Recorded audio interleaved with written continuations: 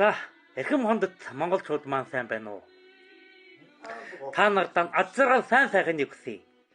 Би бол өөр Монголын Ордос хотын одгийн мөнх шунаа нанс болгоснаа могот цагаар нутагтай малчин шүлэгч Аа баян жаргал байгаа.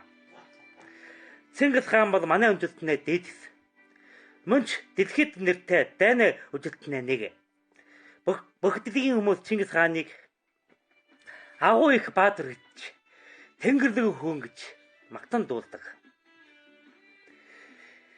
Тэгэд орчин хан Чингисийн хутаанд оромжилсан нэг сүүдэр болон шингэлт явсныг үзээд миний сэтгэлд маш эвгүй санагдлаа.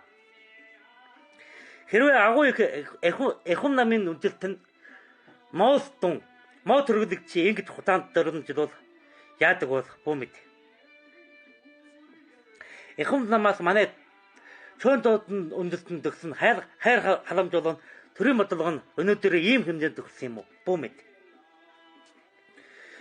За тэгээд манай үндэстэн минь хамтааран босолдож энэ их хутаанд оромжлолын эсрэг хүчийг бүгдээрээ босолдож эрхэт төлөөгөө хамгаалъя.